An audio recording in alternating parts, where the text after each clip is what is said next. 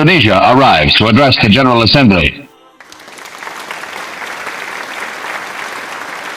Today it is President Sukarno who addresses you. But more than that, though, it is a man, Sukarno, an Indonesian, a husband, a father, a member of the human family. I speak to you on behalf of my people. Melalui pidatonya yang tajam, namun seringkali memukau para pemimpin dunia, Bung Karno berhasil melancarkan diplomasi politik, menempatkan Indonesia secara terhormat di antara bangsa-bangsa. It is also my great pleasure, on behalf of my nation, to offer a most heartfelt welcome to the 16 new members of the United Nations. The Holy Book of Islam has a word for us today. The Quran says, I might translate that as, O mankind, I, Allah, made you from a male and a female, and divided you into nations and tribes, so that you should come to know one another. In truth, those who are most noble before God are those who most are in awe of Allah and do good works toward Allah. Hidupkan iman, hidupkan takwa, agar hiduplah semua jiwa. Cinta teguh pada agama, cinta kokoh pada negara. Menarik untuk melihat bagaimana hubungan Islam dengan kemerdekaan. Pertama, Islam telah memberikan sugesti, dorongan, semangat, rangsangan kepada orang-orang tua kita dahulu untuk bangkit berjuang melawan penjajah. Islamlah agama yang mengajarkan bahwa cinta tanah air bagian daripada iman. Bangkitlah para ulama dengan santrinya, kiai dengan jamaahnya, bahu-membahu berjuang melawan penjajah. Lalu para pendiri Indonesia dengan jujur mencantumkan dalam mukaddimah Undang-Undang Dasar 45 kalimat yang berbunyi, dengan berkat rahmat Allah yang Maha Kuasa. Satu pengakuan yang sangat jujur dari para pendiri Indonesia bahwa Allah campur tangan dalam proses kemerdekaan negara kita. Artinya secara sadar diakui, walaupun Indonesia bukan negara agama, tetapi Indonesia negaranya orang beragama. Tokoh 10 November yang dikenal sebagai Hari Pahlawan, kata Bung Tomo begini, andai kata tidak ada kalimat takbir, saya tidak tahu, kata Bung Tomo, dengan kalimat apa saya harus menggerakkan arek-arek Surabaya, saya harus menggerakkan putra-putra terbaik bangsa untuk bangkit berjuang melawan penjajah. Ketika Allahu Akbar, itu semangat juang menggelora, Belanda kelihatannya kecil dan mati adalah tiket untuk ke surga. Our independence in August 45, we attached as preamble to our constitution. Immediately we had, perhaps you know already what our Pancasila is. It gives us the 5 principles of our state. These are, first, believe in God. Second, nationalism. Third, humanity. Fourth, democracy. Fifth, social justice. Ketika Belanda dengan licik berhasil menangkap Pangeran Diponegoro, pengikut-pengikutnya termasuk Kiai Maja mundur ke pedalaman, membentuk kantong-kantong perjuangan. Berupa apa? Pesantren. selain sebagai tempat menimba ilmu, juga merupakan kantong perjuangan untuk melawan penjajah. Yang berjuang memerdekakan Indonesia selain tentara, ulama dengan jamaahnya, kiai dengan santrinya, pejuang-pejuang nasionalis beragama Islam. Ketika itu pilihan perjuangan cuma dua, merdeka atau mati. Ikhlas membela tanah air. Jangan kotori darah mereka dengan perbuatan tercela di atas republik tercinta ini. Kalau saya ditanya, Saudara Zainuddin, apa jasamu dalam menegakkan kemerdekaan? Saya jawab, tidak ada. Kenapa? Karena tahun 45 saya belum keluar. Tapi saya harus tahu diri dong. Kalau sekarang saya bisa minum air kelapa, itu karena orang-orang tua saya sudah nanam pohon kelapa. Kalau sekarang kita menikmati indahnya merdeka, jangan pernah lupa. Kemerdekaan ini bukan hadiah Belanda, bukan kado Jepang, tidak turun dari langit laksana turunnya embun di waktu malam.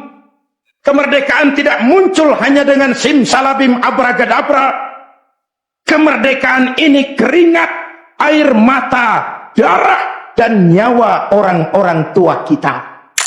Selama ini pembentukan SDM kita cuma berorientasi pada pengisian otak, penataran tiap hari, pendidikan keterampilan di sana sini, tapi hati sering kosong, agama dangkal, keyakinan rapuh, akhirnya moral rendah.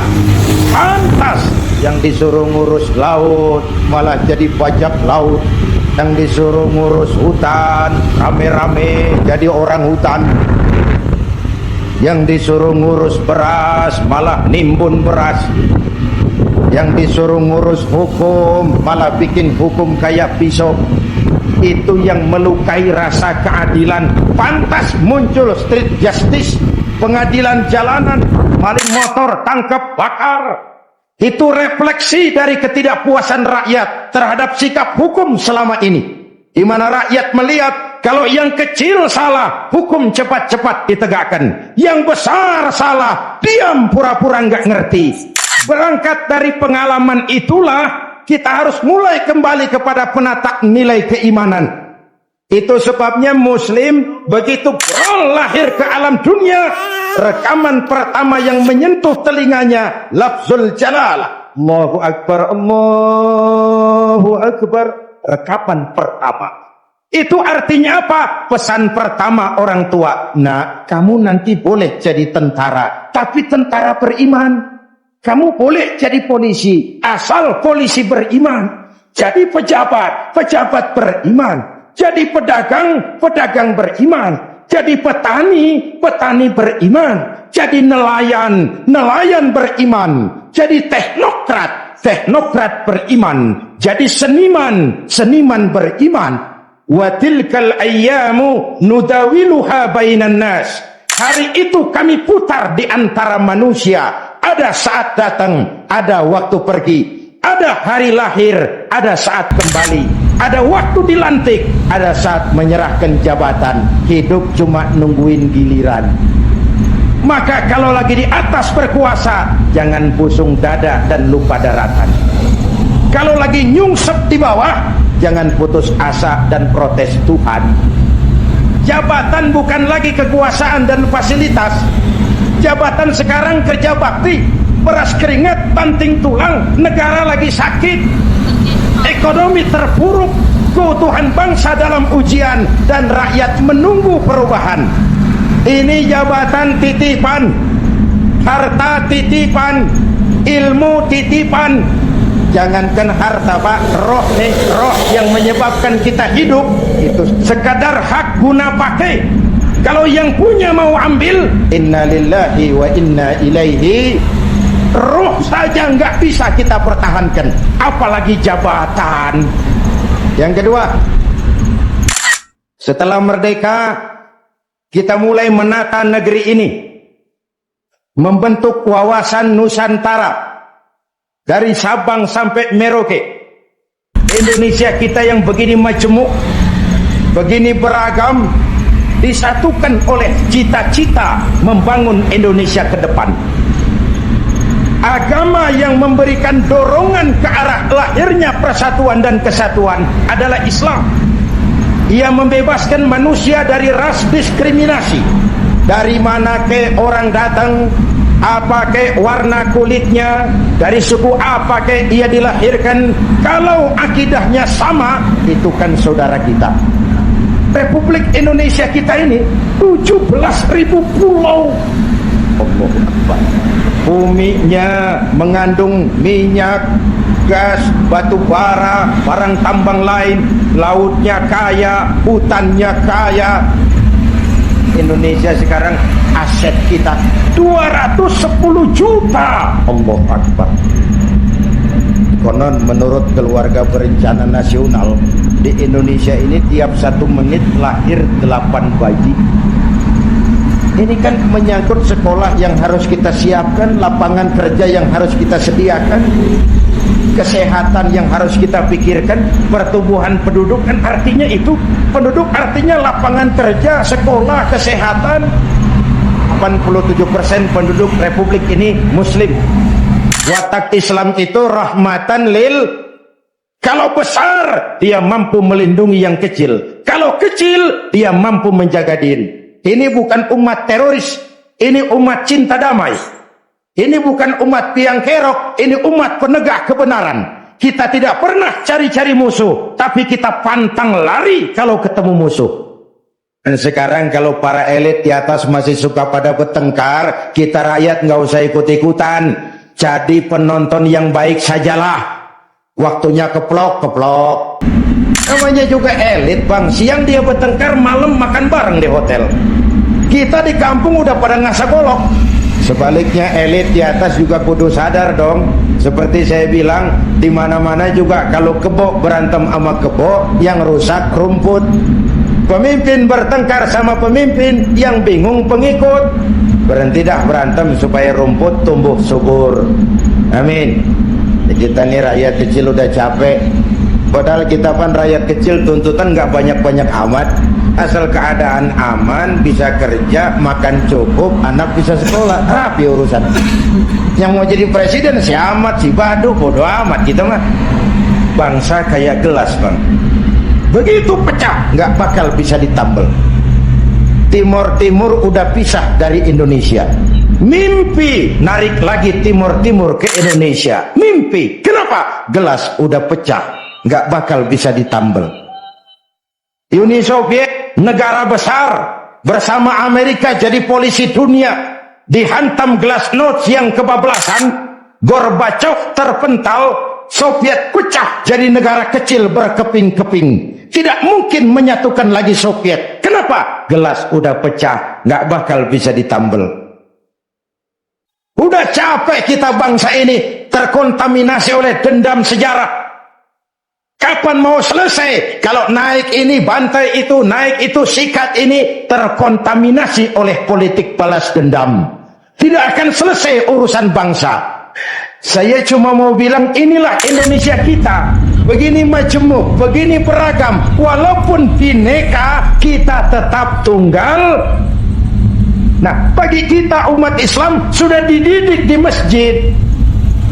Pertama, siapapun masuk masjid, copot sandal, buka sepatu.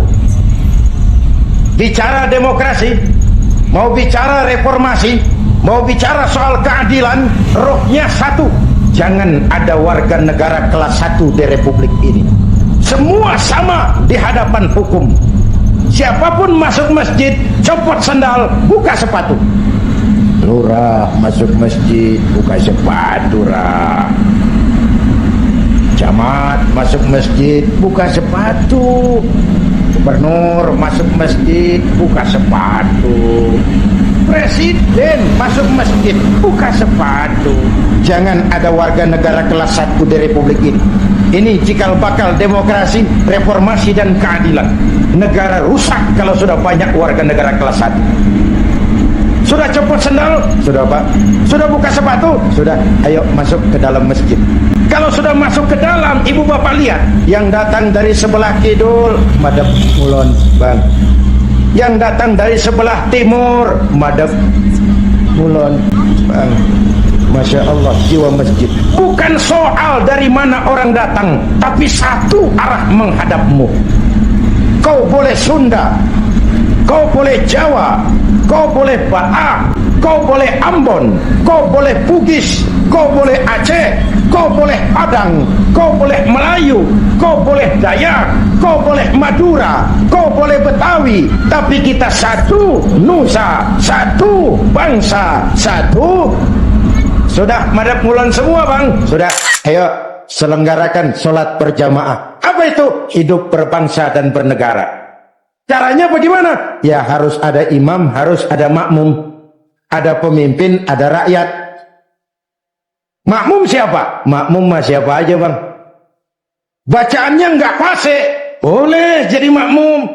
Tapi nggak tiap orang boleh jadi imam. Kenapa? Imam mau mimpin orang banyak. Kalau imam goblok, umbego, hancur sembahyang. Pemimpin harus punya sense of crisis. Rakyat saya ini keadaannya lagi bagaimana? Kalau saya begini pantas apa enggak? Lalu yang ketiga, hubungan Islam dan kemerdekaan. Setelah merdeka, membentuk wawasan Nusantara, kita mulai membangun. Maka orientasi pembangunan tidak cuma dunia, tapi juga akhirat. Membangun dunia tapi untuk kepentingan akhirat. Hanya dengan wujud keseimbangan seperti itu, ada hidup sesudah mati, ada akhirat sesudah dunia, kita bisa berharap mencapai dunia hasanah wa fil akhirati. Saya mulai berkenalan dengan politik lebih dulu daripada menjadi mubalik. Tahun 71 saya sudah ikut politik praktis.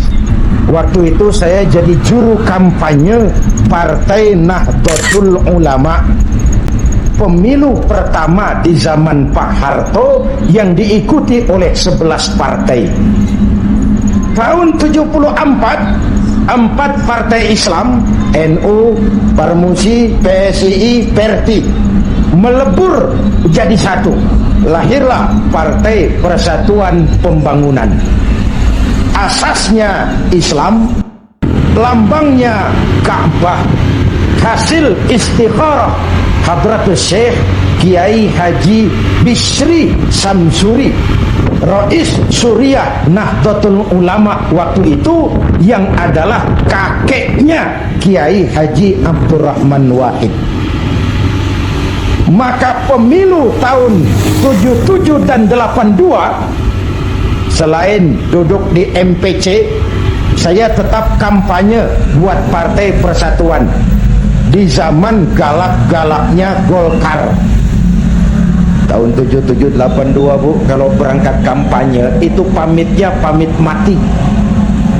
Nyawa taruhannya, padahal calon anggota DPR bukan, apalagi calon menteri, digaji kagak.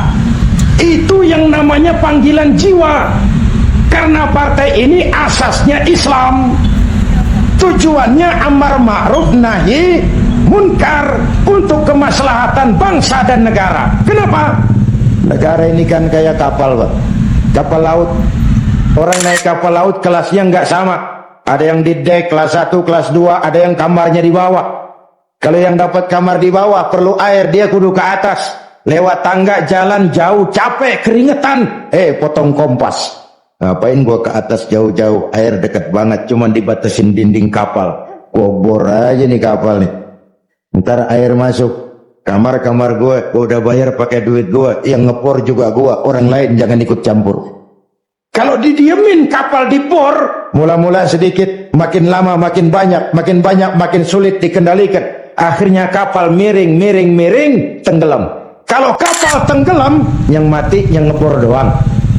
Nah, seluruh penumpang kapal ikut tenggelam karena satu ngebor. Negara kayak kapal, korupsi, KKN, maksiat, munkarot, kebatilan, kezoliman, ketidakadilan, itu ngebor kapal, bocorin kapal. Kalau ini negeri kebanyakan maksiatnya, Allah marah, turun gempa bumi, yang mampus bukan elu doang monyong. tahun 83-84 diundangkan asas tunggal Pancasila. Golkar makin tirani, makin otoriter. Tidak boleh lagi ada ormas dan parpol yang asasnya Islam. Kalau tidak mau terima asas tunggal, bubar. Maka dengan berat hati waktu itu P3 menerima asas tunggal Pancasila daripada dibubarin. Lambangnya berubah jadi bintang. Saya protes waktu itu kepada guru saya, Hadratul Mukarram Kiai Haji Dr. Idham Khalid. Pak, kenapa diterima asas tunggal Pancasila? Kita harus melepas asas Islam, kan rugi. Beliau senyum, apa kata beliau? Zainuddin, ibarat warung, kita sekarang nggak boleh dagang nasi uduk, biarin aja dagang pisang goreng dulu. Sebab kalau kita dagang nasi uduk juga warung digusur. Biarlah dagang pisang goreng dulu, yang penting masih punya warung.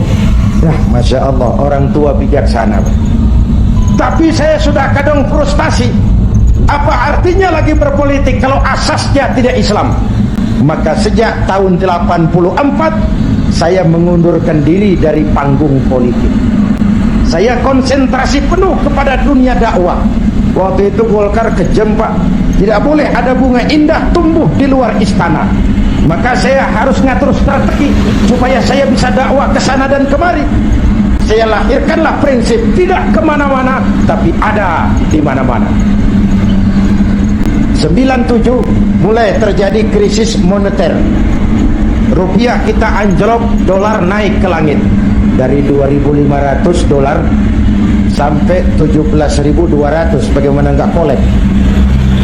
Akibat krisis moneter muncul yang lebih makro, krisis ekonomi. Perusahaan besar ambruk, konglomerat terpuruk, utang numpuk, PHK di mana-mana, lapangan kerja sulit, pengangguran meningkat, kemiskinan naik, kriminal menjadi-jadi. Akibat krisis ekonomi muncul yang lebih mengerikan, krisis kepercayaan. 97 reformasi bergulir, mahasiswa turun ke jalan, Pak Harto lengser. Kalau dipikir-pikir, Pak Harto kok bisa turun? Apa nggak punya duit? Banyak. Apa nggak didukung tentara? Oh, sebagai presiden dia panglima tertinggi ABRI, Pangkostrat mantunya. Kok turun? Jawabannya tidak dipercaya. Nih pelajaran nih. Nggak punya duit, bisa minjam. Nggak dipercaya, turun. Orang kayak Saddam Hussein, orang kayak Muammar Gaddafi, orang kayak Fidel Castro, secara ekonomi diembargo habis-habisan oleh Amerika, dikucilkan dari pergaulan internasional. Tapi Saddam tetap mimpin Irak, Gaddafi tetap mimpin Libya, Castro tetap mimpin Kuba. Kok bisa? Rakyat percaya sama pemimpinnya. Turun Pak Harto, naik Pak Habibie. Pak Habibie berhasil menekan dolar dari 17.000 ke 6.000. Itu prestasi ekonomi.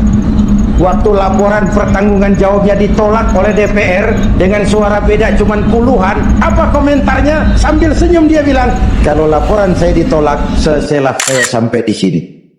Dia tidak maju lagi sebagai calon presiden, padahal masih punya hak mencalonkan diri. Kenapa? Itu namanya tahu diri. Kalau orang udah kagak demen, udah. Nah, setelah reformasi bergulir, muncul begitu banyak partai. Partai yang Islam saja tidak kurang 20 partai. Tahun 99 diadakanlah pemilihan umum. Diikuti 49 partai. Innalillahi wa inna ilaihi raji'un. Kemenangan rankingnya PDIP juara 1, Golkar juara 2, P3 juara 3, disusul PAN dan PKB. Saya kepada sekretaris minta dihubungkan untuk bicara dengan Pak Hamzah Has. 3 kali pertemuan di rumah saya bilang, Pak Hamzah, saya ini merasa berdosa. Kenapa partai Islam kok cuma juara ketiga? Kenapa partai Islam tidak diminati oleh orang Islam sendiri? Analisisnya macam-macam. Mungkin ada yang tidak mengerti kalau agama dan politik tidak terpisah. Mungkin ada yang berpaham sekuler, Islam yes, partai Islam no. Ya ayyuhalladzina amanu dkhulu fis-silmi kafah. Hai orang-orang beriman, masuklah ke dalam Islam secara utuh. Jangan masuk Islam separuh-separuh. Kalau Islam katamu, Islamlah cara kau berdagang, Islam jugalah cara kau berpolitik. Partai buram yang kagak dapat pemilih pakai minta kursi. Ini kerja bakti, peras keringat, cuci piring. Negara lagi bangkrut, Indonesia lagi sakit, Ibu Pertiwi meratap berlinang air mata. Kalau cuma pada mau cari rezeki, negara makin terpuruk. Dan kita semua rakyat tetap menjaga kebersamaan, persatuan, kerukunan, dan kekompakan. Perbedaan jangan dianggap permusuhan. Justru ciri demokrasi, kemampuan memanage konflik, bukan menghilangkan konflik, tapi memanage konflik menjadi kekuatan untuk membangun ke depan.